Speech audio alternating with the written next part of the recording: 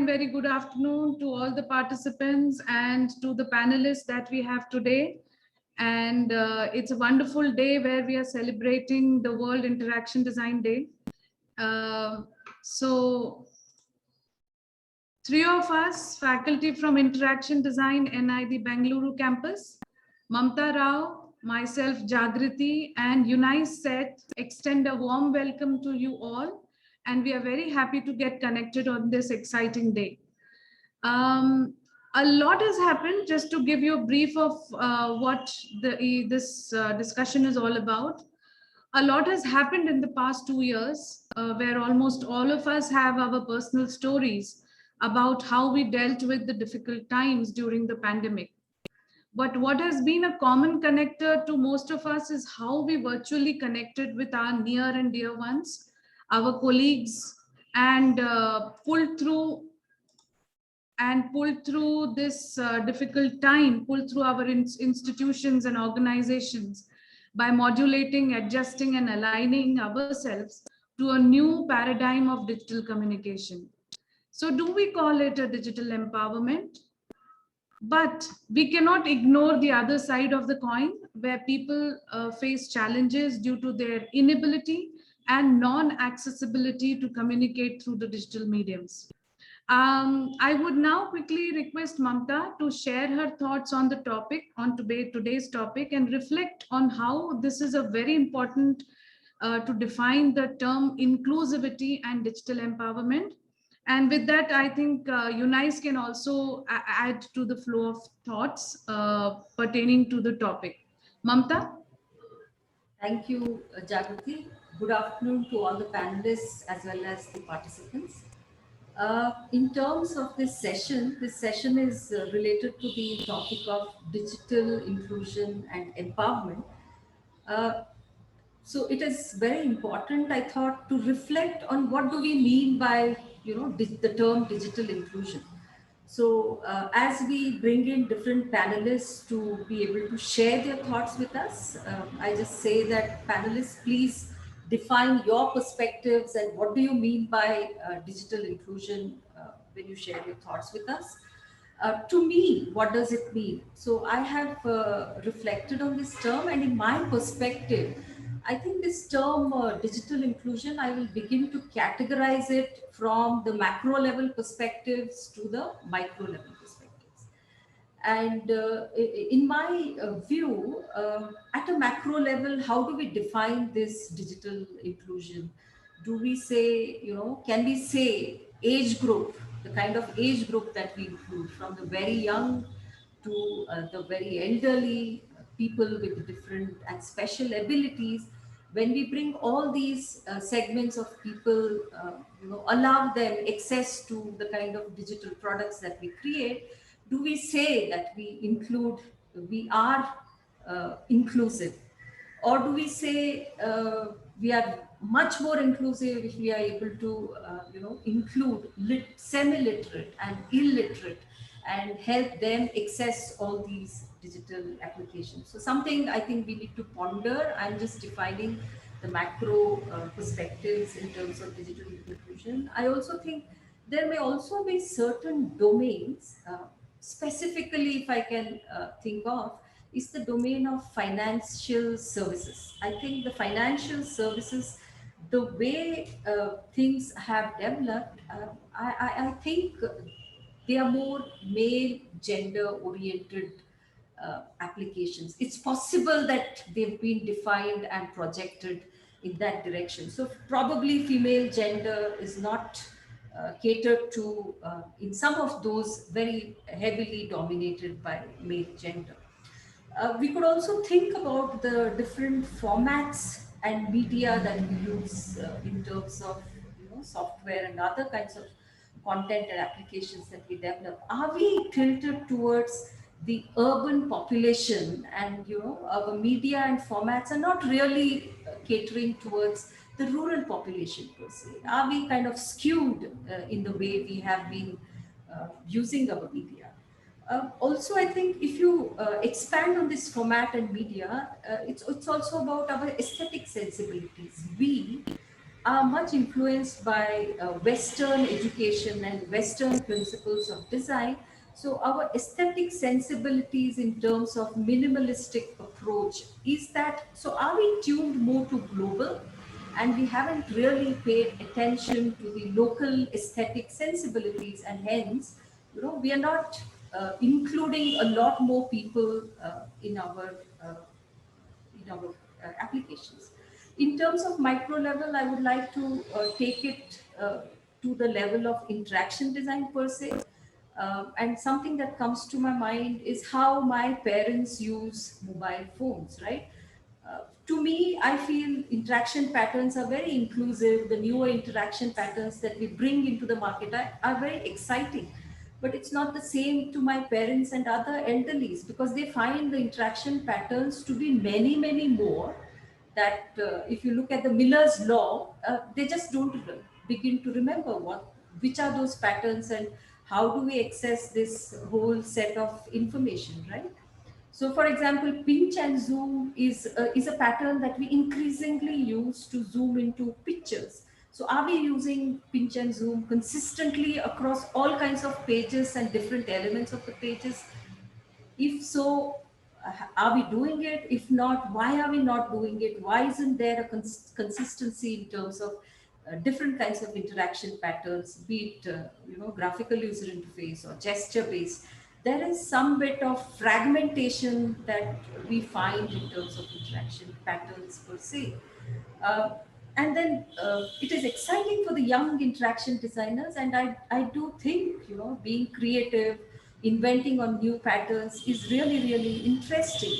But when we pour out a lot of different patterns, there may be that sect of the society which is not very comfortable with that. I come to another perspective, which is to do with versioning. And we do have people from IT industry who might want to ponder over this question and reflect and discuss this aspect.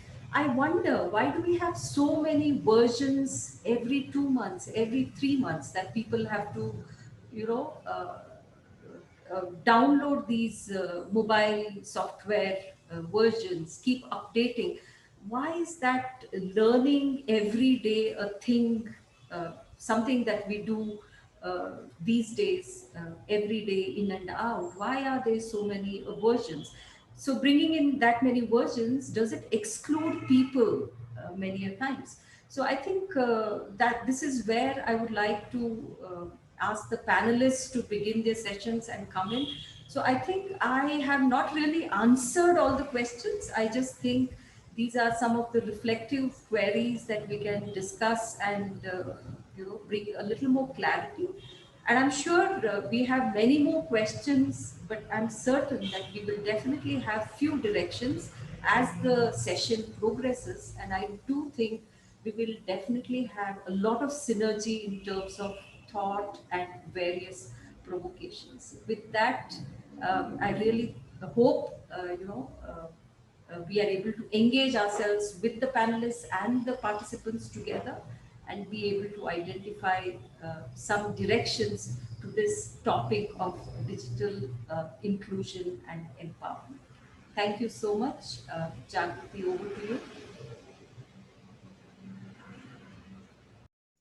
Yes, thank you, Mamta. I think Eunice will have a few points to continue.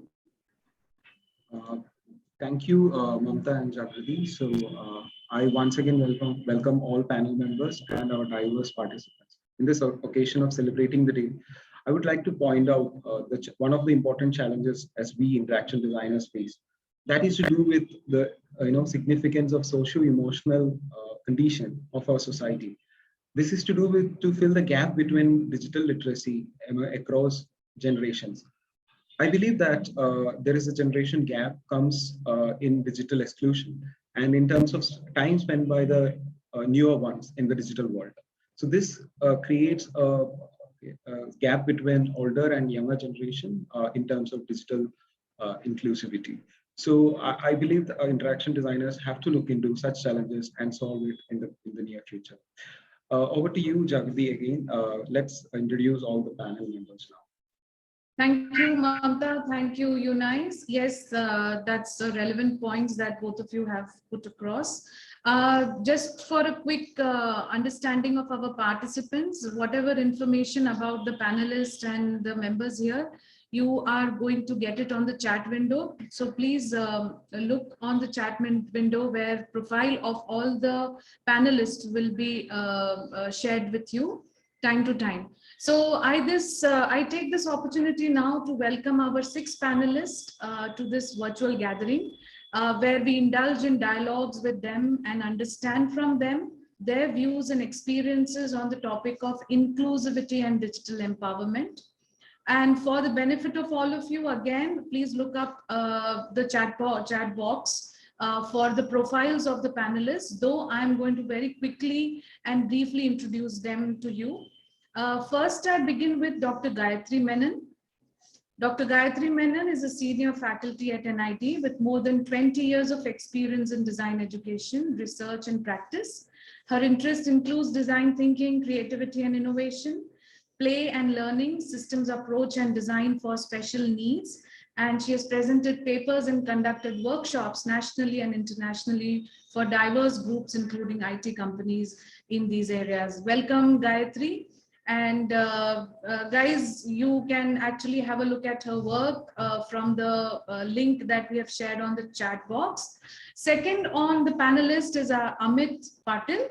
Amit Patil is a senior design manager, father, poet, and has been a UX professional for the last 13 years. Can we have spotlight on Amit? Yes, thank you. Currently, he leads a team of designers in Bangalore working on products like Outlook Web, bookings, and groups at Microsoft. He is our NID alumni, and we've had a wonderful time with him as a student as well. The third on the line is Dhaval, again our student from NID and who is doing greater things in life now. Dhaval is a young entrepreneur and a partner in Big Cycle Labs, leading their products and strategy. Welcome, Dhaval. Currently, he's engaged in efforts to leverage new immersive mediums and its potential in business. Over the past decade, Dhaval has been part of forward-looking teams in China and India working for Tencent, Microsoft, Nokia Research, and Motorola Research. Welcome, Dhaval. Yes, we have Niju Dubey with us. Niju is our faculty colleague at NID Bangalore campus. She is an architect and a furniture designer and is presently a faculty at Universal Design Discipline at NID Bangalore campus. Welcome, Niju. Currently, Niju is pursuing her PhD. Her research interest lies at the confluence of culture, products, and color. Interesting updates. We have another speaker, Prabudh Vyas. Prabudh, like Dhaval, Prabudh is also a young entrepreneur and is our NID alumni. As a founder of Unicorn Innovations, Prabudh and his team have successfully delivered digital design experience projects for companies like Microsoft, Philips, MIT Labs USA, Adobe, GE Healthcare, and lot many others. And looking forward to Prabodh listening to you. And we have in the, I think I have missed out on one very pertinent person that we have in the panel is Utkarsh Biradar. Yes, I will introduce you in the later discussions as we bring you there. So let's begin our discussion. I have a few questions that I would like our panel members to share their thoughts on. And the first question is to Dr. Gayatri Menon. And Gayatri, what is your view on inclusivity and digital empowerment? And what are those key challenges that we as interaction designers in general should address in digital era, and that you have kind of understood from your previous researches and previous indulgence with a lot of groups that you work on. Could you please tell us some of your views there? Yeah, thanks, Jagruti. And thanks, Mamta, for giving an overview about the whole area of inclusivity. I'm going to share some of my thoughts, basically based on my experience on working with the area of designing for special needs, not always digital, but also digital. Yeah, so I'm going to share some of my thoughts, and I'll also share just 2-3 examples of students I've guided on these projects as examples. So can I share my screen? Yes, please. Yeah, is my screen visible? Yes. Yes, yes. Okay.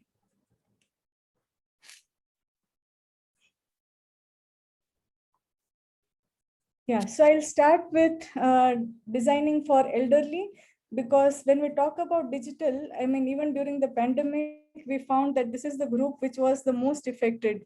Yeah, we see that a lot of things which we experience today is empowered by digital technology, whether it is banking or retail or finding your way through Google Map, a lot of it is digital in our day-to-day life. And yet this is a generation which is not only impacted because of because of the whole technology barrier, but also because of the physical and cognitive barriers. And when we talk about designing for elderly, it is not designing for others. It is actually designing also for the future us.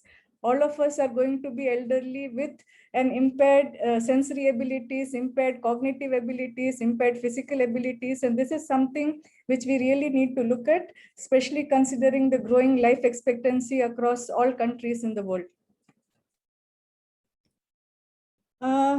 This is a study which one of the students had done, and she was looking at how due to the age factor, your eyesight becomes weak and you start seeing less and less contrast as you grow older. And also you don't see sharp images, so the edges start getting blurred. And this would then affect the way you look at fonts, the way you look at contrast when you see sites and so on. At the same time, it is not just the visual barrier, but you also have, for example, the cognitive considerations to make. Because if there is too much of memory overload, especially the short-term memory, it becomes very difficult for elderly people to navigate. So some of these principles, if we keep in mind, then we can actually come up with good universal design solutions. And this is something which would benefit a large number of people. Again, when we talk about this area, we need to, when we look at design, for example, in this whole area, sorry. Yeah. So empathy is the cornerstone of what we do when we design for people with special needs, because without empathy, there is no beginning. So it starts with a very close connect with the user, trying to put yourself in their shoes. Very difficult to do, but very important to do. And also study of specific scenarios in depth. Otherwise, one could end up having a very superficial idea about the problem without understanding why it happens. And identifying the right need is actually half the solution done. So it's very important to identify the right need. And when we talk about the pandemic period, some of the things which comes across is the need for love and emotional support. A lot of elderly people were sort of, if one uses the word marooned or isolated in their own homes, without much connection between other family members, their children, grandchildren, and so on. So how do you fulfill both the psychological as well as the functional needs of elderly people? So things like love and emotional support, which would be a psychological need, as well as money transactions, retail, buying things, day-to-day things, would go into the functional needs. And it's important to look at all these various scenarios and see how design can make a difference in their lives. Participatory approach to design development is very important. So here Bindya Rani, the student, was actually working on interface for money transactions. But this is a good example of a participatory approach where she came up with low fidelity wireframe models, but she tested it at length with the elderly people to actually figure out, if they have any problem, how many factors can they handle at one time on the screen. Yeah, and the whole process of developing the idea along with them is very important before one even comes up with a demo version of it. Apart from universal design and elderly people, the other area I would like to touch upon is enabling and assistive devices. So if we look at people who have, for example, cerebral palsy over here, people with cerebral palsy often have very high IQ. So if we have enabling devices which actually helps them to get across the barrier, then a whole new digital world would open out to them, which will have a huge impact on the way they are educated, on the way their careers can develop. And all this is sort of, it becomes impediment because there are no assistive devices which will enable them to use all that is available in the digital world. So what can you do about it? So this was actually a graduation project done by one of my students who worked with Cerebral Palsy Center in Calcutta. So after studying the whole scenario, we found that communication is very important. And how do you come up with enabling assistive devices? So if the hand functions, the fine motor coordination is a problem, then can the whole interface or the interaction shift to other mediums? So he looked at not only other mediums which could sort of substitute for hand functions, but he also tried to make it frugal and DIY so that people could get it laser cut and people can make it in their own homes instead of being dependent on the industry to make it for them.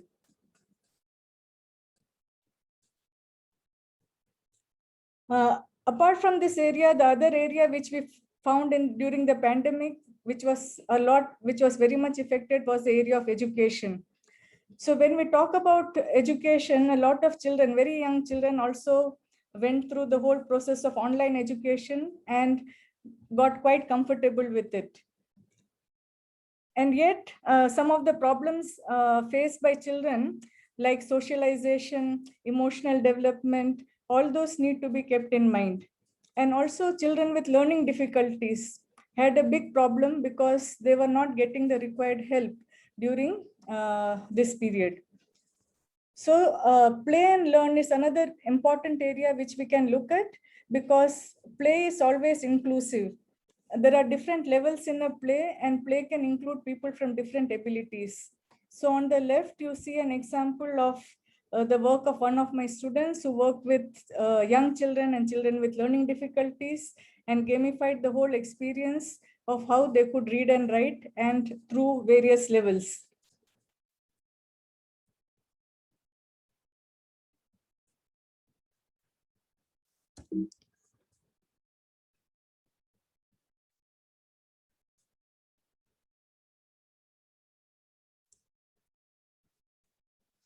Then I come to collaboration and sharing of ideas. So when we talk about designing for special needs, there may be ideas in places, but the ideas, one does not get the benefit of using the idea and then taking it to other organizations so that it can move forward. So it's equally important to collaborate with various experts, organizations, community leaders, and share the ideas. So if we are looking at the whole area at a systemic level, we have 3 more points which we should consider. We already talked about the importance of universal design principles and the importance of assistive devices, but these are some of the things which can have more of a far-reaching impact in this area. One is creating social awareness, because often when we look at people with special needs, we point our fingers at them and say they have these problems and we are solving these problems. But sometimes the problem is also with the society and with the non-acceptance of these people. So how do you create social awareness through digital media, which is available currently? How do you disseminate good ideas? So often many of these ideas are made in a customized way, considering the problems of an individual, but they could very well work out for many other users as well. So how do you use digital media as a tool to disseminate good ideas? The third point, again, during the pandemic, we found that the whole idea of community became community changed. Yeah. So how do we ensure that through digital media, we can ensure collaboration and community actions, which can again have a far-reaching impact in this area? Thank you. Thank you, Gayatri. Yes, there are a few points from your talk were very pertinent, and empathy is the key to design, and emotional development is very important for design for children, in the context of design for children. So thank you. And I think there are very good examples that you have showed, and which will definitely help our participants here. And I will not, without not taking much of time, I will invite Amit Patil. And I have a question for Amit, because Amit has been working in the industry, and he must have been working remotely for a long time now. Amit, as we move beyond the pandemic, new ways of working have evolved. So how do you see this hybrid work affecting us and the challenges that we are facing in today's time, or in the future also? Do share your thoughts here. Yeah, thank you, Jagriti, and thank you all the speakers here to invite me here.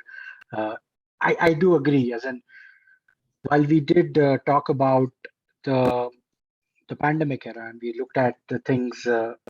My screen is not shared. Just give me 1 second. I'll just share my screen. Let me know if you can see it. And we all know this question. Look, let me know whether you can hear me, or let me know whether you can see it. Has become a norm now across even students. My 5-year-old also talks about like sharing screens, or even talking about how she can actually talk about different aspects of just give me a second, distraction. So I think there's different aspects around inclusion in a different fashion as such. Everybody here, everybody today is some or the other way working remotely or studying remotely. And I think the challenge is what after that, what after things open up. So maybe let's just start with where we began, right? Let's start with where we started with. Last year, all of us went from meeting rooms to living rooms, right? As we started working out of our sofas, our couches, we were not prepared. Most of us were also not prepared with the infrastructure at home. Some of us didn't have the internet. Some of us did not even have good enough utensils to cook food, right?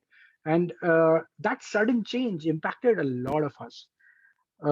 In fact, we all know that how it changed how we work, how we speak, or how we get heard as well.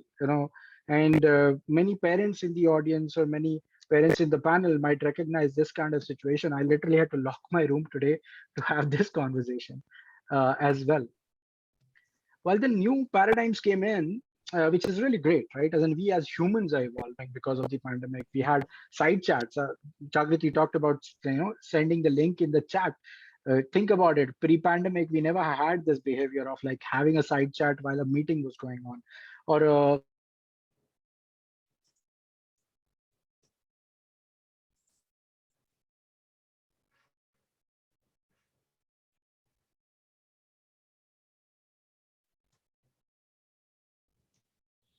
I think there is some connectivity issue with Amit. Yes. Amit, are you there?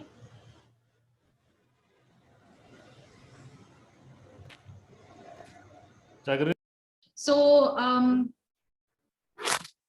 oh, is he joined back? Has he joined back? No worries, we will take him later. So yes, an introduction was pending, and we have Utkarsh with us. Utkarsh is an industrial designer from IDC IIT Mumbai, and he's started his design journey with BPL Sanyo and later as Sanyo Japan. So he later moved into industrial electronics domain and set up a design practice at Honeywell India, and then moved into strategy and business leadership. Right now, Utkarsh is currently in his second venture, Flatheads, which is a D2C brand of casual sneakers made with natural and engineered material. Utkarsh, I have a question for you, and I thought it will be very interesting to know how has business been affected in this past 2 years because Flatheads is a D2C brand. So how did you take up these challenges? So I think business definitely was affected. I think two parts to it. Actually, people were not moving out, and I was running a footwear brand, so obviously people don't need shoes.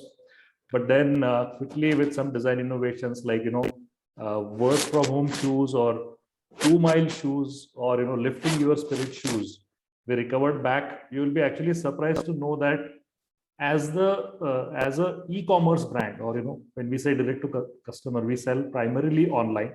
We reach people online and we serve them online. And I'll just share my screen.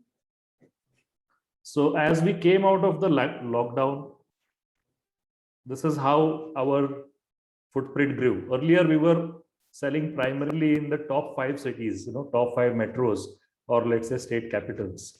You guys are able to see my screen, right? Yes, yes. But as the first lockdown opened, this was how our map was, and we had covered unimaginable parts. Deep south, far northeast, even up to places like Ladakh and things like that. So that's where I really saw the digital empowerment, that when you are stuck and you are not able to move out, then this whole digital empowerment is allowing us to buy essentials and stuff that keeps us alive.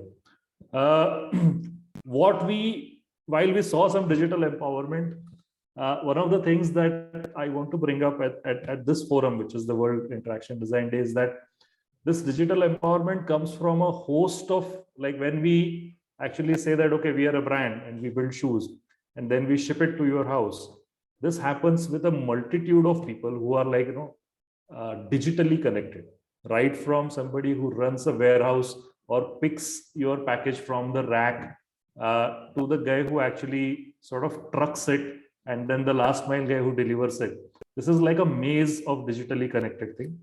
And from the interaction design perspective, I think one of the challenges that I wanted to bring out was that while your interface on the buying side looks really glamorous and really cool, and people do a lot of work to make sure that you get relevant stuff and you get it really fast. But when you look at the non-glamorous side of the people who are working behind the scenes on the enterprise side, on the supply chain side, on the logistics side, I think that is a part where interaction design is really not there. And I would say this is like a significant challenge. While we are trying at our end, I think one of the areas that we need to reach is some part of these enterprise people who are not regular users, kind of thing. Another thing which I also wanted to bring out was one thing we did during the pandemic is to try and work with the local MSMEs. Earlier, we used to import this from Far East or sometimes from Portugal and stuff like that, and build the shoes. But we said that India as a country has tons of MSMEs. So for people, I mean, this is one of the factories we sort of hired to make our shoes. One of the places where I feel this digital empowerment has not come is the MSME sectors and our manufacturing sectors.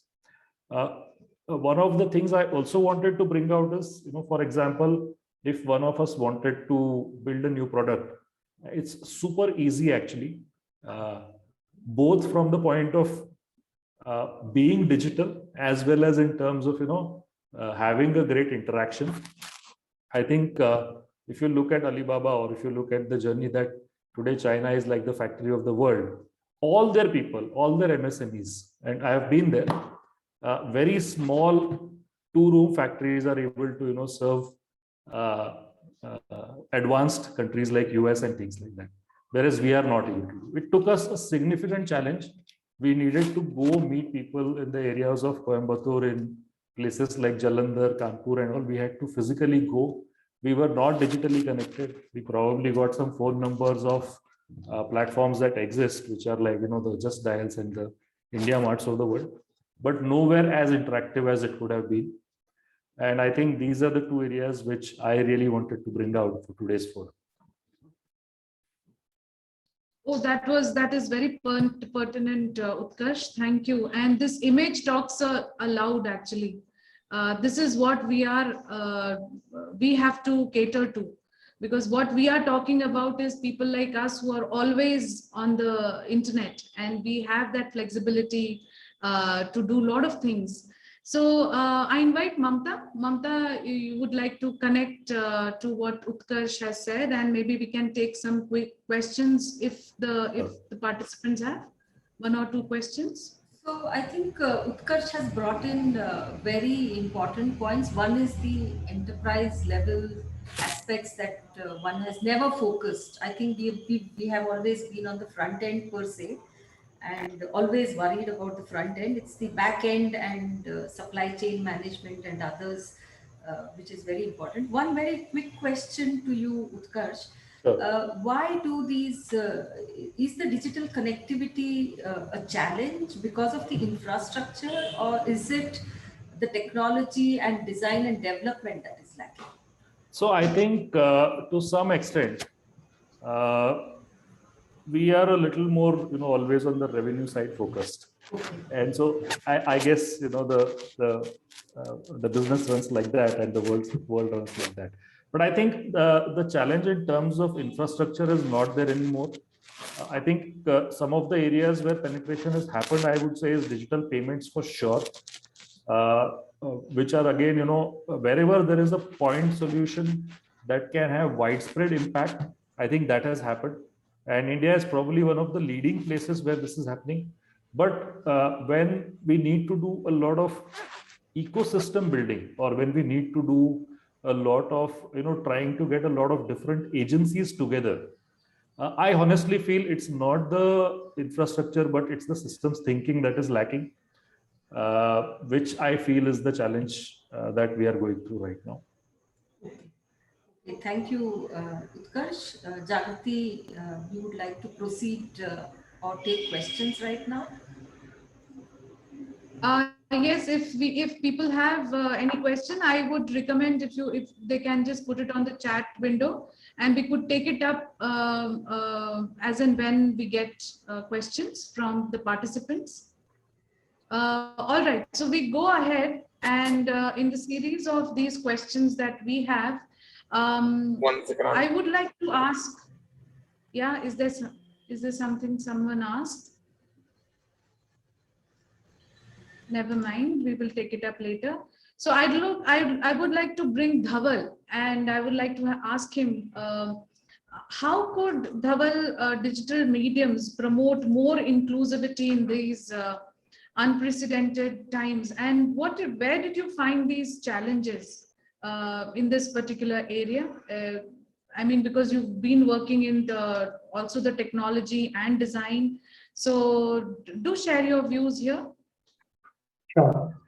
Thank you for the invite, and I think that's a very interesting question. So the way sort of I look at inclusiveness is starting from a lens of design, but also sort of moving towards the larger sort of activity that happen around us, which is basically all the business and all the sort of commerce and the markets that sort of move around. So I'm going to share my screen and present to you a very, I would just call it like a micro case study. It's not even a case study, right? And so the sort of example that I've chosen here to share today is from a game which is called Axie Infinity, and this is from Philippines. So if you look at like Southeast Asia, they have very similar sort of cultural and sort of resource constraint that India already has. So we are very similar to what Southeast Asia is.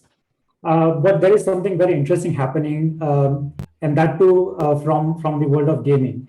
So when we generally think about gaming, like, oh, this is like non-serious, it's play only, gaming companies make money, etc., etc.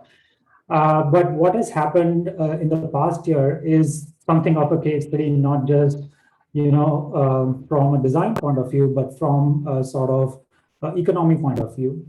So as we all experienced, COVID last year, like businesses shut down, a lot of people lost their jobs, they're at their homes, things like that. And in this sort of chaos, basically, there was this game called Axie Infinity, which is basically a blockchain game, and their model is very interesting. So what they do is you have to basically buy a pet, and then you have to sort of breed it and play it. So it's kind of geeky game, very, very sort of engaging for someone who knows gaming and who is interested in blockchain. But when COVID struck, some people, some normal people sort of figured out that, hey, you can make money out of this. So because it's a blockchain game, and the price of your collectibles sort of fluctuate. And that's where the designers or the developers of this game realized that, oh my God, this is way beyond what a typical game could be. So they basically rejigged all their sort of interaction models to simplify it enough so that people like you and me can actually get involved in this game. And it basically had two models. So one is the overall system level model, which is basically designed to play with some kind of virtual assets, and then it would have some value in the sort of universe within the gaming world. And the sort of interaction design side part of this was actually the game that is simple enough to play. So they sort of simplified everything to such a level that everyone could sort of get involved. And this has not happened anywhere in the world. Is you have people starting from the age of 16 going all the way to 75, playing this game and actually trying to make money out of this. And so when I say money, what is this money? So the money is big enough to actually replace their 8-hour work week or work day, for that matter. So it's a big case study in the world of crypto, at least now, that other than entertainment, other than speculation, how sort of a well-designed game has translated this opportunity of play into a sort of earning opportunity that a lot of people are leveraging as we speak in Philippines. And I see a lot of parallels happening, or rather parallel could happen in India, because if you like this whole thing about population and resource constraint, I don't think it's going to be possible for everyone in this country to, have a job or do their own business. I mean, there are so many challenges, right? So, what if we could design or sort of simplify these kind of technologies and bring it to people in such a way, that creates economical opportunities directly within those platforms, rather than going the traditional way of producing something or selling something. And this is what sort of very interests me a lot. And I think like maybe the gaming world is we are too early in this whole process of getting gaming in India, getting started. But I do see like experiments like this, happening in this country, which will open up a whole lot of different kind of ecosystem, giving opportunity for designers, for developers, and for people who might not be, for whatever reason, want to, let's say, go in the traditional form of economy, to sort of produce or work somewhere and make money out of this. So I think this is a bit of zoomed out version, and I think like the role of designer is almost like that of a translator, right? So a very common thing we do is we translate user needs into design. But if you sort of zoom out a bit and you think about, how can you make our designs or sort of, systems inclusive in terms of markets, inclusive in terms of, geographies, inclusive for businesses. And that is, I think Utkarsh touched upon that a little bit on the backend side. And so I think the role of designer is going to change in future. It's already changing, but we have to zoom out a bit, maybe connect business needs or sort of market needs, leveraging the opportunities or the skills that we have as designers, and sort of translating that into more economic opportunities. And I think that's where we will see more expertise, more experiences like this, helping people to actually make a living through design, not directly but indirectly. So this is I thought would be a great example to share, for today's event. Oh, thank you. I think, but you were on one slide. I think there were a few examples that you wanted to show on the other slides. No. That was okay. All right. Yeah, I'm So good. yes, some very important points that you have raised, Dhaval. And maybe I think a few of the questions can come up if there are questions to any of the members who have presented till now. Are there any questions? Yeah. So, okay, we will connect and take up few questions later in the process once all questions have been answered. One quick comment I would like to bring in, Jagrati, at this point. Yeah. Dhaval's, whatever example Dhaval you stated, as I reflected, I think even YouTube per se, the way it is used today, and there is always this economic activity that it generates, I think it's very similar. But when I have observed YouTube, one of the fears that I have is, yes, it is making a lot more people inclusive, and they are getting access to a different kind of employment. But are we losing on certain skills that a nation as a whole, diversity in skills? That's my worry in terms of digital enablement. If we lack on the other diverse fields, do we lose somewhere? So it's just something that I'm reflecting, and I thought good enough to just share it with all of you here. Yeah. Sure. Thank you, Mamta. Thank you, Dhaval.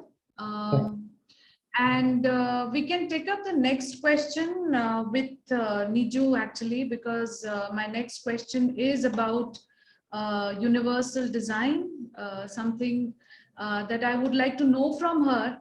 Niju, are there any principles which in Indian-centric design, which talks about inclusivity in all kinds of design or digital empowerment? It will be nice if you could take us through that journey and tell us what are those kinds of principles that can be applied. That's a wonderful question, Jagrati. There's a whole lot of talk, but are there any sort of rules to it? And what we have with us, in fact, is this beautiful set of 5 rules, which were put together for the Indian context, which are called the 5 Universal Design Principles. I believe that universal design is a philosophical standpoint. It's an approach. It happens to be a discipline at an ID, but it's a sort of approach which really can transform any design activity, I believe. And I'll try and list down the principles for you and try and sort of unpack them to the best of I can. So the first principle is equitable. In Hindi, that becomes Saman. It's called as Saman, rather. And this relates to the idea of dignity. It also relates to how the systems are designed, how policies are put in place. It sort of puts the user, it tries to put the user away from this mindset of this is not meant for me. So yeah, that's what it tries to do. The second principle is usable. Very simple, no? Sahaj, as it's called in the principal parlance. It's to do with accessibility. The very fact that whether I can use the solution at all or not. Very simple example of this would be left-handedness. It also has something I feel to do with the compliances that we have. And oftentimes my pain point and my whole problem with compliances is that they are just designed to do just enough, right? I mean, really, can one access a toilet with the compliance book that we have on a wheelchair? It's nearly impossible. I think it's impossible.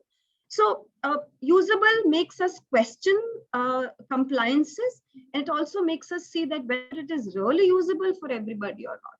Yeah, so it's to do with accessibility, compliance, and simple example would be, let's say, ambidextrousness. I mean, I'm giving you an example so that you remember what it really could mean. The third principle is cultural, and one of my favorite ones actually. And in the Indian parlance, it's called Sanskritic. Now, when we say cultural, no, our notion of cultural, it's like a thing we have in our head, you know. Let's say certain kind of temples or certain kind of things are cultural. But I really believe that cultural has to be looked at from a slightly higher level, which is to say that it's also something which is moving and transforming constantly. You could, I urge you all to look at culture from the point of view of high culture, low culture, street culture, folk culture. The moment you do that, your whole view kind of expands and it sort of, you know, changes. I believe then that when products are culturally aligned, that they bring about this quality of the user or the person being really cherishing the product. And that connect, when it happens, it's really, the fit is just amazing and it really works so well. Cultural also means that, do we really understand the unique mental models of the Indian user? Here, I would like to sort of, you know, put in quotes the unique mental model of the Indian user. I would also like to give you an example over here wherein, you know, the cultural notion of bodily impairments, how we have sort of within our curriculum and within projects, we have sort of tried to question that. So one of my students actually worked on hearing aids. And the thought that came to him was that, you know, at some point of time, wearing, let's say, reading glasses was considered to be almost, you know, uncool, and you would not be very attractive and so on and so forth. But the very fact that there are so many reading glasses available, color, shape, size, all of that available, it's almost become an accessory. So can we do that to, let's say, a hearing aid? Make it such that, you know, it almost becomes like, you know, something so sort of part of your body and so sort of part of who you are, that that it really changes the cultural notion of what is attractive and what is not attractive. The fourth principle, and I think herein a digital product can really shine through, to my understanding, of course, to my limited understanding, is economic. The idea that it is affordable. You know, Hindi, they call it sasta. I'm sure there's a better word for it, but also to say that, you know, it is competitively priced. And I think digital products therein can really make such, and they have been making such a big difference. The very fact that we have such fantastic data plans, you know, that if you have a device, then you can potentially access so much. I think that's where you know, applications and all of that really make such a big difference. And last principle, which is the fifth principle, is last but not the least, is aesthetics. You know, sundar. I really believe that the idea of accessibility, particularly I think in the physical, perhaps in the products, it matters a hell of a lot. Is that, you know, this shift from a tool or an equipment or an aid to actually a product takes that leap. Until that leap happens, where it moves from just being a tool or an aid to a well-designed product, I think that's when the real change will happen. And here also I feel that digital products have a great advantage actually. The very fact that the medium actually facilitates us to change, at least at the screen level, so much that it really can be such a big facilitator. And I think Mamta was the one who pointed this out, and I thought such a fantastic thing you said, Mamta, about just the whole idea of styling, you know, and that we as designers, that's one of the fundamental things that we do, and it can make, and it is a universal design principle, guys. You know, that's the beauty of it. I think it was Charles Eames who said that, who says that pleasure has no function, and I think that's where aesthetics fits. And those are the 5 principles. What I would like to leave you with is this beautiful, interesting watch that I have, and let me show it to you. Actually, as good as any watch, right? As good as any cool watch can look. And it's a Braille watch, so you can actually touch it and read the time out here. And this is HMT, by the way. So how fantastic is that? So yeah, just an example for you to remember. Yeah. That's a Jagati. Yeah. Thank you, Niju. That was very wonderful, and the examples from our own design solutions to some of the very important questions, important problems with that we have, culturally aligned, and with the diverse population as India, I think that's a challenge for any designer. And here in this context, we are about interaction designers. Is really a very big challenge, and I think that challenge needs to be taken, and somewhere we have to come up with some solutions which kind of address these 5 principles that you're talking about. Thank you so much, Niju, and I do feel some of these, as interaction designers, I call on us in the times to come, and this is the mindful use of technology. When we are talking about digital technology in hand, it needs to be mindful. And we must remember that the technology is assistive, and it's not advocative all the time. And sometimes there's that the difference between assistive and advocative has not been understood properly. So there is a very interesting saying in Sanskrit which goes like ati sarvatra varjayet, which means anything more, anything much, anything in excess is not is very bad. And that's what some of the times that we think that we blindly take technology as something to be the core of any solution that we come up with. And that's where I think we make a mistake, and we see all that in all kinds of digital systems designed for the common man. And I'm talking about something which is regularly been used by us in terms of banking, bookings, information updation on various portals, appointment with the doctors, and a wonderful experience of that would be farming assistance, because farming is such a important aspect in our Indian system. And just to think that digital systems can completely replace our physical systems is not correct. And so if you look at a scenario where a farmer needs to know his soil contents to get the details of what he should do, that his next crop is going to be better, can technology assisted design solution be created for them? Because I may be a farmer tomorrow, and I may need some of these solutions to help me grow better. So I think this is the standpoint in terms of our cultural requirements from the interaction designers. Well, we leave you with these thoughts where we will take it further. But I think what we missed out in this discussion is Amit Patil had to leave the meeting because of his power went off. So Amit, are you there? Hello, Amit, are you there? Yes, I'm there. Yeah. And, Okay, Amit, sorry, but let's quickly have your thoughts.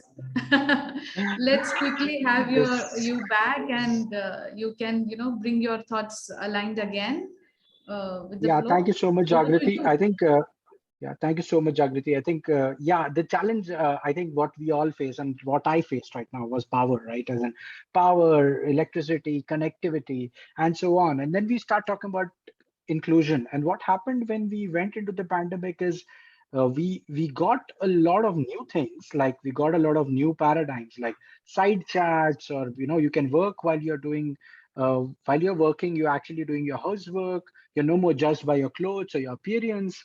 You can record meetings and watch them later. But we lost a few of them, right? And we lost, we couldn't commute anymore. The boundaries between work and work and life started disappearing. 24 hours we are working, especially IT folks, right? And we missed our ability to gauge language, right? A lot of times you have to overspeak now, because you can't see whether I am happy or sad or not agreeing to what's going on. And video fatigue started coming in. And rightly said, Jagriti, right? Technology as an assistance started becoming educative in a way, because then it started controlling your life. Your work was that box, and your entertainment was also that box, and your birthday parties was also that same box. And I think that's the challenge. But what the bigger challenge now that things are opening up, is coming back. Now that you're going to have hybrid reality meaning some of the folks would still be online like we are right now, and some of the folks would be in a place, a dedicated place. And then how do we then break or the mold of inclusion around there, right? While the digital medium did give us a lot of facilities, the digital medium can also become a challenge in the physical space. In fact, recently Satya Nadella talked about the hybrid work paradox. While we interviewed a lot of people, we got to know that a lot of people want flexibility, but at the same time, they want in-person collaboration. And that's a challenge. The challenge is around, when you are having in-person collaboration, and somebody is hybrid, somebody is like sitting at home versus half of the people are sitting there. How to be inclusive to the people who are online? Because human tendency, right? When a bunch of people come together, we tend to actually talk to each other. We need to have this corner conversations, while the speakers and our projectors and all our technology is so much around like, okay, we either look at the screen or we look at ourselves. So hybrid work is going to be a challenge. Hybrid inclusion is going to be a challenge, because people in the room versus people in the online room. And how do we balance the two? How does the people in somebody who's actually joined us online not feel being kept on the side, or not feel as if I'm not being able to participate in the jokes because I don't see the body language around people and so on. So it's going to be a big challenge. And I think the reality of multiple presence, right? Being online at the same time being here. And again, it's not new. As any IT employee who's worked with the folks out of US or any other on-site folks has gone through this. But the reality comes in when you actually don't do it as a once in a while call, but when you start working like this and when you start collaborating like this. And I think that's what I leave back with the very question. And again, it's an unsolved problem as far as today is concerned, that how do we really plan to tackle hybrid inclusion? How do we say that, okay, somebody from a village is also connected to somebody who's actually sitting in an AC digital room, and so on. So how do we make sure that everybody is heard equally with all sorts of hybrid situations that we can imagine? So I think that's all I'll say. Thank you. That was beautifully articulated by you, Amit. And yes, the hybrid inclusion is a reality that we are into right now.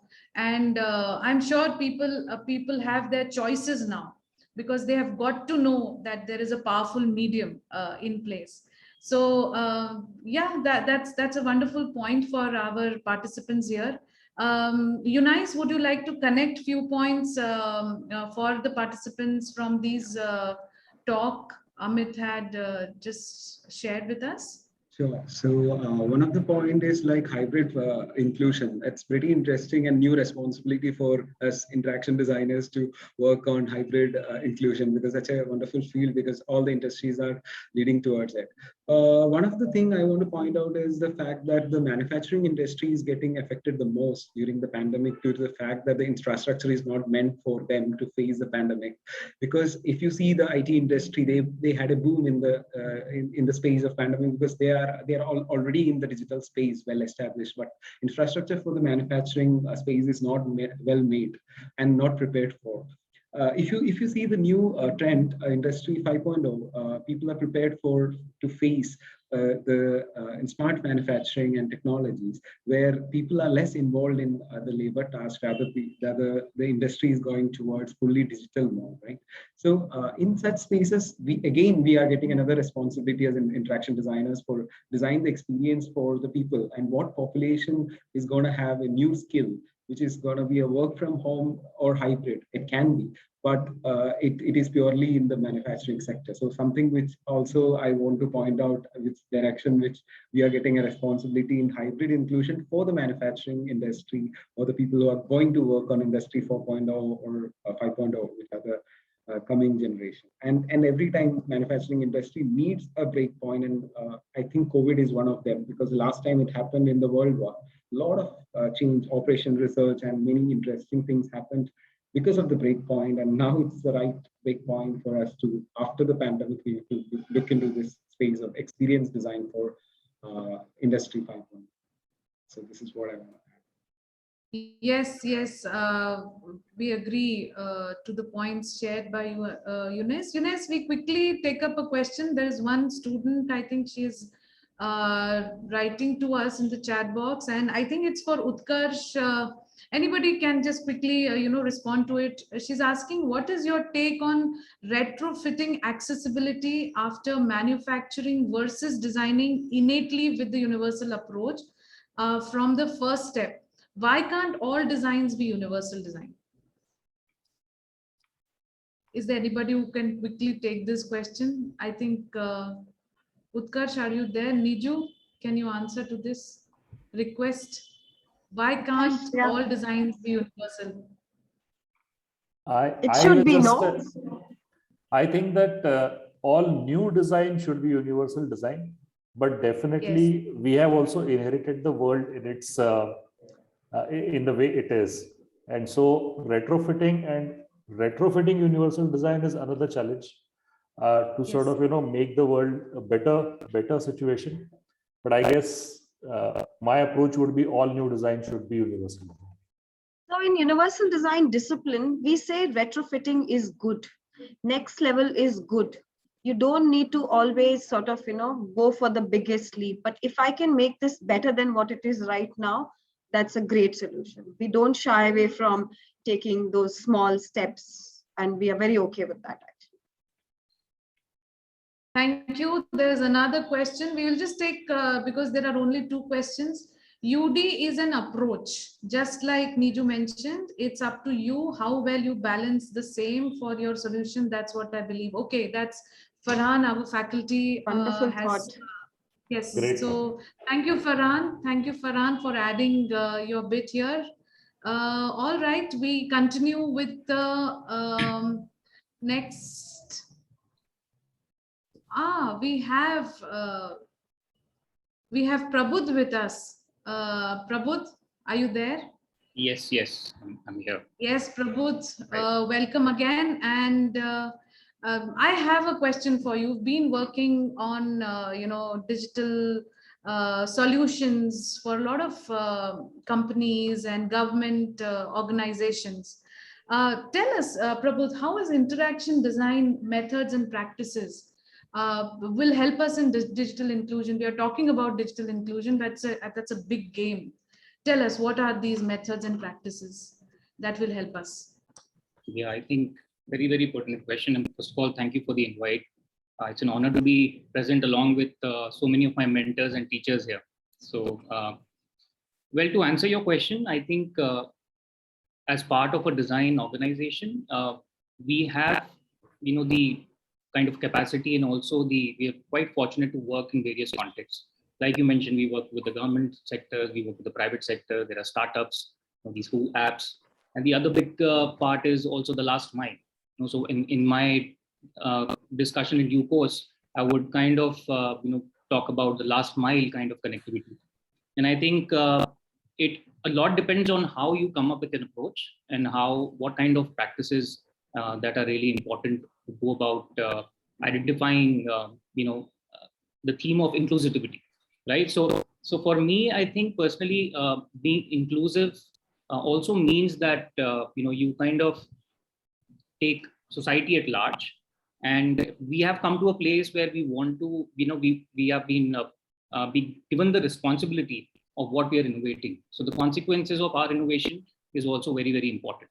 And in that case, I think where we, it's almost like saying that inclusivity is greater than the sum of its parts, right? So for designers, I think, and design companies, I think we have this opportunity, and also, we kind of can leverage from our education that we can have a very systemic thinking approach, right? So I think Utkarsh mentioned it, Mamta ma'am mentioned it, that, talking about the whole system. And I think Dhaval also touched upon that, how do we kind of include so many other ecologies? So I think the whole aspect is about identifying the entire system.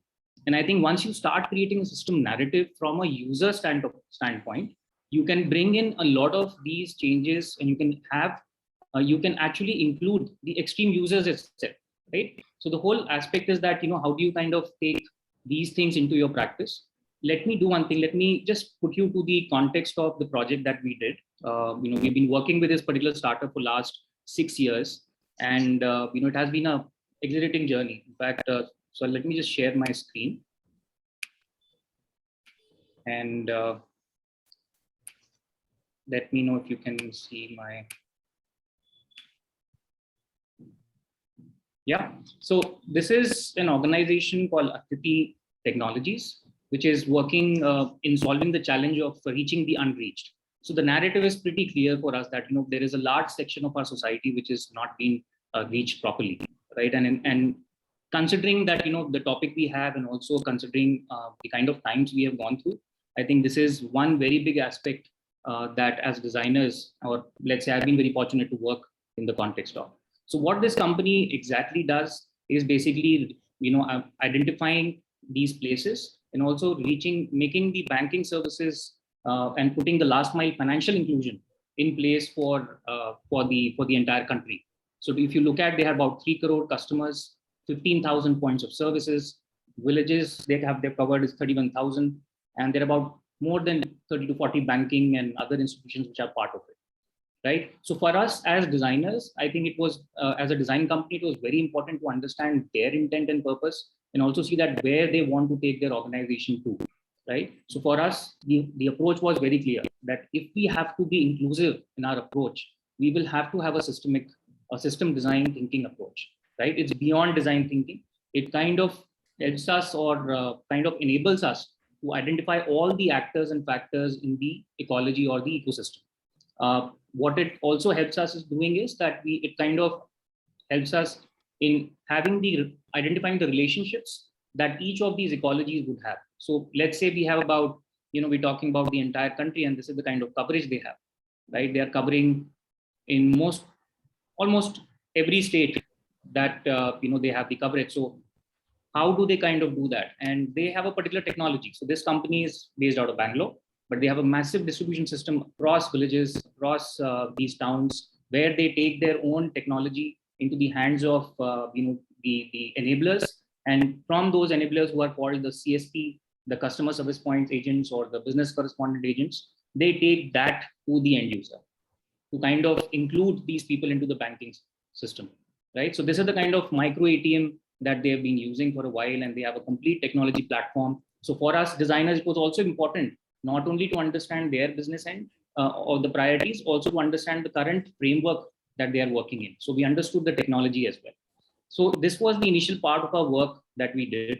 And then from there on, we kind of realized that it's very important to understand and bring the whole user-centered or human-centered approach to the overall problem solving. And from system thinking, we kind of, we decided that, okay, there is understanding of the business, then also understanding and identifying research methodologies where we can capture good rich insights. So we applied contextual inquiries, we did ethnographic studies, we went to these locations, and it's very, very important because at the end of the day, I think we are dealing with a lot of biases and prejudices. And I think a lot of us designers and the kind of, the environment that we are in, it's all about, it's almost like quick and dirty, right? So it's not necessary. I mean, that is a kind of mindset you can always apply in wherever part of the process, but also very important. If you have to be inclusive in your thought process, you have to let go or shed a lot of your biases and prejudices that you can do through systems thinking and user research.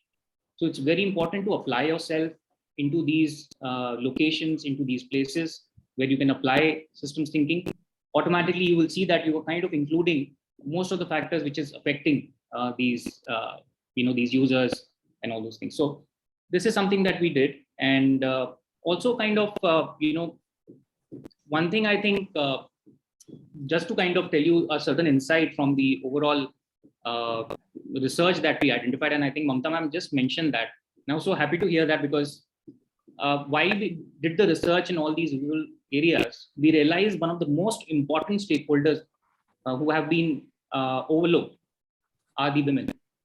And the kind of ripple effect. So how systems thinking really helped us was that it helped us identify the most important stakeholder, and also kind of identify the causal loop or the relationship it will have if we have a certain solution to a very targeted segment. So what we identified was that the numbers of the number of women working in the rural area is very high, but they do not really get to reap the benefits, right? Our technology, our financial system. So when we talk about inclusivity, it is not about the product or services that we are kind of offering to our users, but it's about the inclusivity of finance itself. So I think that is very, very important, that, how do you see these contexts, and diverging in that particular thought process helps you to see these things much clearly. So I think, so the research that we came up with was like, if we kind of start catering to the women in the rural areas, it will have a ripple effect, not only in terms of, if you look at it from a very micro level of financial, but also a macro level, where we talk about that the entire health system would change.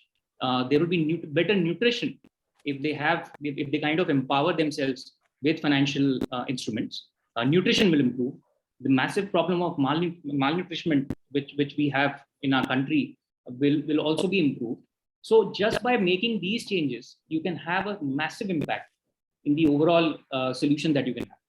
So I think that is where we kind of, we realize that, okay, so we pitched to our clients saying that, okay, you know what, let's target something to do with, so we had a complete system, and it also gave us a bird's eye view of the entire system, saying that, if we kind of target this, what are the kind of consequences? And I'm not saying that you have to completely question all the things, but and how much time does it take? I mean, and we realized during our process, I think brainstorming and, the Gestalt law, and I'm talking very basic. These are the most overlooked things in our process these days. People jump onto a lot of solutions, which is fine, but you can spend some more time in terms of brainstorming, it's very simple to say, but it's more or less, you get a brief, you brainstorm, and you kind of rebrief. And I think that is an indication that if you're getting a rebrief, that means that you had a lot of prejudices and biases, which you have kind of shed off during the process. So I think that really worked for us, and we are kind of applying those things into the overall work that we've been doing. So I think to leave to everybody with, especially the students and people in interaction design, because research system thinking is also as important as you creating screens, right? So, and how do you kind of bring in those ideas? So I think the takeaway for all of you would be to kind of, embrace complexity, embrace ambiguity, and, do a lot of brainstorming, become transdisciplinary, get, people to participate with you, understand the visual sense making as well, because if you can create maps, which will help you to take better decisions, you can actually bring a lot of value to your organizations, to the founders, or the most important stakeholders. And then, of course, you have the ability to kind of drive those design decisions. So I think that is, with that, I kind of conclude my note on this. Thank you. Thank you, Prabodh. And it was wonderful to hear you have some very interesting points, and what stays with me is solving the challenge of, reaching the unreached. It's a very profound statement, which I could see in that bank, presentation. Last mile, of course. I think these challenges have been there with us for a very long time. And I think as we understand our system, they are very, very complex. And every time we enter into try to deep dive, I think the confusion multiplies, or the complexity multiplies. And as a designer, we always say that's the best place to be in. That's the best situation to be in. But yes, some of these are definitely, the points that you have raised are very, very important. And I think our participants will take a note of all that. We will also conclude with some of important points. Both the three of us, myself, Mamta, and Eunice, will bring out these points that we have noted down at the end. But before that, I see a question that is being asked by Medha, and she's asking to everyone. Let's see how we can respond to it. Assuming workplace will begin to function to some part of their full capacity, what kind of interactive interventions can be put in place to promote well-being for those at work? How can digital interface help combat issues that have physical implications? Well, yes, this is what we all see going to happen. How do we promote well-being for those at work? Any responses to this? I think it's a very big question all of us have. In fact, after a long time, we will get our students on campus, and we really do not know what we will address to in the years to come. There's a long gap that already had happened. We do not know how children will, face rejoining their schools. I can see that happening at my home itself, and it's a difficult situation. I would say people have gotten used to answers so quickly, and in physical space there are no answers. It's all you do and try and apply. Yes, I don't know if designers at this point of time are ready to answer to that question, but of course it's open to, the question is open to all the panelists and members. Let's see how we can help Medha, get the answer of this question. So I think, sorry, go ahead. Yeah. Yeah. So as a startup, we actually started working some time ago, about 2 months ago, after the lockdowns were removed. Also, partly, I think places where it is more necessary. For example, we have an operations situation, and we have some warehouses and stuff like that to handle. So this can't be done remotely, right? So I think the first approach was to make sure that we start only necessary stuff. The second thing was safety first. So which means that, try and keep one person per room, or, significant amount of distance, make sure all your employees are vaccinated. So once that stuff was done, then I think we started to evolve this hybrid inclusive policy, because some of our folks who can work remotely, we have allowed them to work remotely. And yes, it does create a challenge in terms of how do you interact with people inside the room and outside. So we have just started one practice, because small teams, we can't afford to sort of lose business and a newly emerging business. So what we have done is we actually run the same meeting twice, one with the set of people who are inside the room and one who are online kind of thing. And so that's how we have been managing. Few steps that we have taken, but I think very honestly, the richness of the interaction that you have with people in the room is very hard to replace with off the room kind of thing, despite the fact that you might have some digital paradigms and all that are evolving. So I guess it is time to sort of start looking at how to relocate, how to start. Would also like to hear some other panelists if they have started, or if they have some methods up their sleeve. So I'd like to sort of pitch in a little bit here. So Utkarsh, I think that's a great experience what you shared.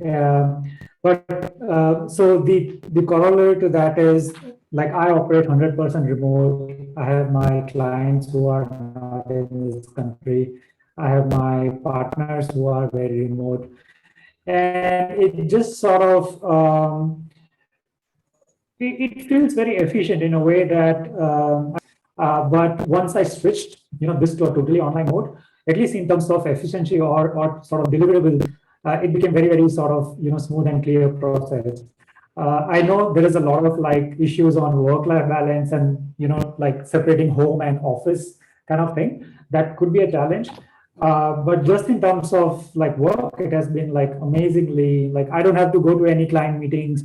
No, those ritualistic sort of meetings, where you have to shake hand and meet someone and visit the office 5 times to get a project. No, it's very, very, very object oriented in that sense. This is what we want to do. This is what you deliver. This is how much we're going to pay. And that's it. Let's do business. It just works so smoothly somehow.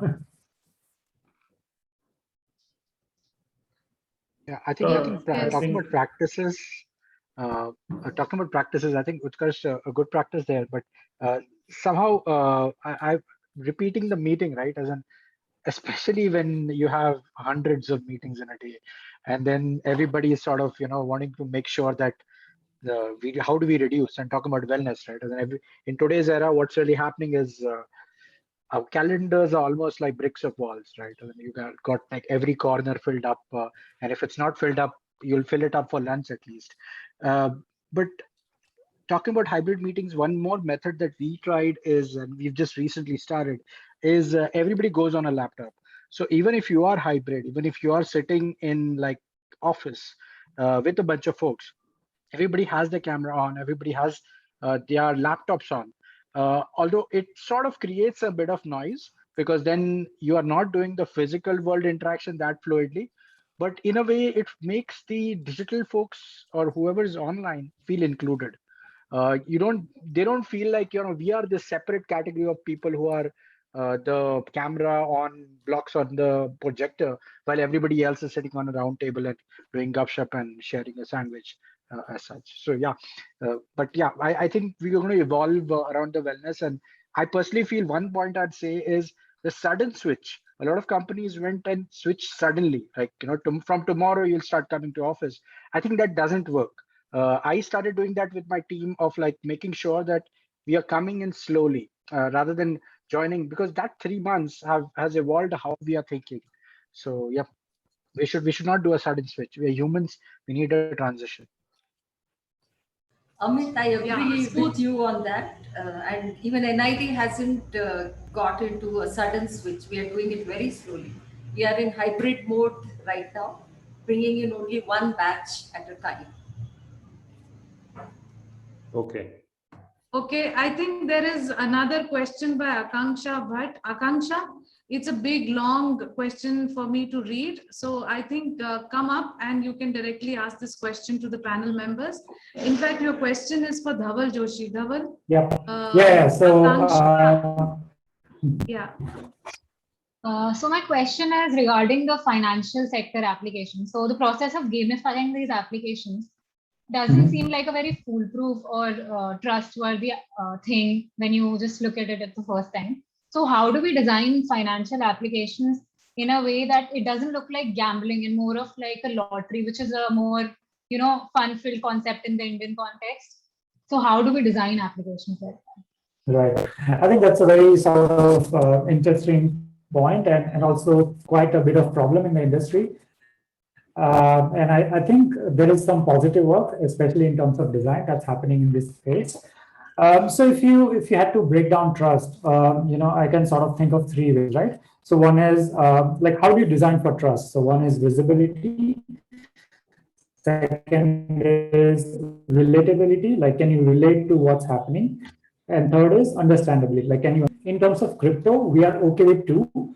A lot of people don't really understand, what's going on, because I mean, even the experts in crypto don't really understand what's going on. So when it comes to designing for financial instruments, be it crypto or non-crypto, I think if we sort of design around this and take, some relatable model and import them into this new financial world, I think that could solve the problem. So for example, very, very simple thing, like the whole point of naming a crypto address as a coin, they call it a crypto coin, right? Or currency. That is because people understand what currency is. People relate to what a coin is, right? So, and this formula, I think, can be extended to a lot of things, which still remain in the sort of boundaries of serious, and still you can gamify it. So you can sort of try and do play on top of serious, for that matter. So you can create this little trust mechanism where you have visibility, relatability, and then you apply gamification as another layer on top of that. And I think that could be a very good sort of intersection of both these approaches to let the user or the customer feel at ease and leverage the whole possibilities of this kind of difference. Thank you, Dhaval, for that answer. So I think that brings, if there are no further questions, that brings us to the end of this session. Short session, we have also, in a very short time span, we have kind of curated this panel discussion. And we look forward to much more, events with little more time, little more thought on it. But what we have got, and which is what our intention was from this, I have a couple of points which I will now give to the audience. Mamta will also share hers. And Eunice, we've been noting down few things that as part of the takeaway from these, we are just reading it out. And I would also request afterwards Mamta to do, a brief about how we as interaction design would take it up. So some very important and pertinent points that have come up as part of this panel discussion is hybrid inclusion, culturally aligned products, something that our designers can actually look at, and we will also take these as pointers for us. Inclusivity is greater than sum of its parts. It's very interesting statement to ponder upon, and it's very profound. It's an impactful statement, I would say. System narrative, because when we talk about designs for a larger mass, I think we cannot avoid the system understanding. It's a complex understanding, but it is very, very important. Enterprise system, again, part of that. Solving the challenge of reaching the unreached. Again, the same statement that I reiterate, we got from Prabhu. Last mile connectivity, last mile, designing for the last mile is something that has come up. Empathy has always been a very, very important aspect for all the designers. We've been again taking it again and again, talking it in so many perspectives, but nonetheless, it's very important to reiterate it here. Designing for blinds, we are aligning blinds to the design that we do. That is something that we need to look for. We have to design for them. It's for them, empathize with them, not just them, but any special needs. Look at the local ecosystem. We are talking about Indian context, and we have to talk about our own ecosystem, what we get from our own ecosystem. What we give to our ecosystem is not an alien interface that we give to them. We do not have to give an alien interaction to them so that they get even burdened with the usage of that. Retrofitting the universal design is something that has come up. Shared biases and prejudices, that's very important as a designer. I think these are very pertinent points. Women empowerment, yes, I think we have come a long way, and we do see changes in our society which are very, very positive, but we still have to penetrate further for the society to be more inclusive. I think that's where I'm not saying because I'm a woman, but I have also understood it in a very different aspect, that how do you empower a woman and what do you get is something that I also see when I look at myself, my family, and I compare it with some of people like me on different levels. Embrace complexity is something that the designers should take from. And I will now also invite Mamta and Eunice to add to some of these, and then also close this from the aspect of how interaction design has been benefited by this short session. Mamta? Jagriti, you've done a very good, you've given a very good concluding remarks there. You've concluded very well in terms of all the sessions and what the panelists said. What I will do is, we began saying digital inclusion. As Jagriti has anyway concluded a lot of aspects related to that, I think even as, you don't need to be inclusive in design alone. Are we inclusive in our day-to-day life? Can males begin to cook, not get, have these inclusion criteria even at home? Can we cook just like women cook, or can we allow women to look at all financial aspects of the house? Or if me as a woman, and let me be very, very frank, I do not like to get into accounts matters. I think we need to get interested in all these domains as well, and not have these biases. It's not shunning these biases only in design. I think it will begin at shunning these biases in our day-to-day life, and that's where I think we will become much more inclusive. Thank you. Eunice, you have some closing remarks for us? So thanks, Jagriti, and it was a wonderful conclusion. So I don't have anything specific to add as such, but I would like to add this small fact that we gathered here for the day to celebrate World Interaction Design Day. As interaction designers, we spend some time on this topic. That is a great thing because it will be always there in our mind while we are doing the design process. To have this such topic to be in relevance. And second thing is that I want to point out that the change should happen from ourselves first.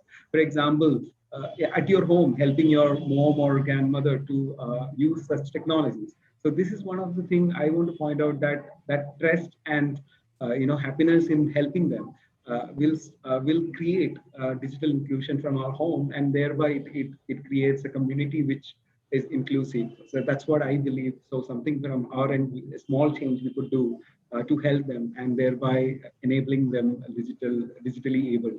So this is what I want to add. Thank you. Thank you. That was a wonderful closing remark from you, Eunice. I'll just read out the last comment that I get from Ajit Nayak. He's saying UX is growing in importance inside many organizations. It's a sign that things are changing for better. Happy World Interaction Design Day. What good can be to close the session from, by this particular thought? And we also agree to this thought, Ajit, that things are going to change, and let us be the change creators in some aspects. We are talking about a huge world and huge even countries. Our country is very huge to handle. So with that, thank you very much. With that brings to the closure of this small session to celebrate World Interaction Design Day. It was our small little bit to bring all different people together on one platform. And we wish that all of us in our own fields and places indulge into activities which will bring our community together. I would just quickly thank my NID team, and I will quickly also thank Neebu George, who has been helping us out with the, this IT situations. Thank you, Neebu, for being there to help us out with all the complex network issues that we face every day. And thank you, students, for us, for you. This is for you that we all also thought that, our students need to get into these engagement with a lot of people and also being able to hear. So thank you for being there. And with that, wish you all a very good evening and have a very nice evening, and come back fresh tomorrow with some newer ideas, taking points from here. Thank you and bye-bye. Thanks so much. Bye-bye. Thank you. Thank you. Bye. Thank you.